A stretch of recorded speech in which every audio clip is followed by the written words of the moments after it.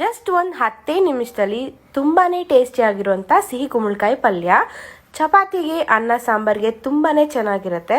ಸಿಂಪಲ್ಲಾಗಿ ಸಿಹಿ ಕುಂಬಳಕಾಯಿ ಪಲ್ಯನ ಹೇಗೆ ಮಾಡೋದಂತ ನೋಡೋಣ. ಒಂದು ಸ್ವಲ್ಪ ಎಣ್ಣೆನ ಹಾಕ್ಕೊಂಡು ಸಾಸಿವೆ, ಕಡಲೆಬೇಳೆ, ಉದ್ದಿನಬೇಳೆನ ಹಾಕಿ ಹಾಗೆ ಫ್ರೈ ಮಾಡ್ಕೋಬೇಕು. ನಂತರ ಒಂದು 7 ರಿಂದ 8 ಬೆಳ್ಳುಳ್ಳಿನ ಜಜ್ಕೊಂಡು ಹಾಕಿ ಫ್ರೈ ಆದಮೇಲೆ 2 ಮೀಡಿಯಮ್ ಸೈಜ್ ಈರುಳ್ಳಿ, ಕರಿಬೇವಿನ ಸೊಪ್ಪು, ಹಸಿಮೆಣಸಿನ್ಕಾಯಿನ ಹಾಕಿ ಆನಿಯನ್ ಟ್ರಾನ್ಸ್ಪರೆಂಟ್ ಆಗೋವರೆಗೂ ಫ್ರೈ ಮಾಡಿಕೊಂಡು ಕಟ್ ಮಾಡಿರುವಂಥ ಸಿಹಿ ಕುಂಬಳಕಾಯಿ, ಉಪ್ಪು ಹಾಗೆ ಸ್ವಲ್ಪ ಅರಿಶಿನ ಹಾಕಿ ಮಿಕ್ಸ್ ಮಾಡಿಬಿಟ್ಟು ಲಿಡ್ ಕ್ಲೋಸ್ ಮಾಡಿ ಒಂದು 5 ನಿಮಿಷ ಹಾಗೆ ಬಿಡಬೇಕು. ಎಕ್ಸ್ಟ್ರಾ ನೀರೇನು ಆ್ಯಡ್ ಮಾಡ್ಕೊಳ್ಳೋಕೆ ಹೋಗಬಾರ್ದು.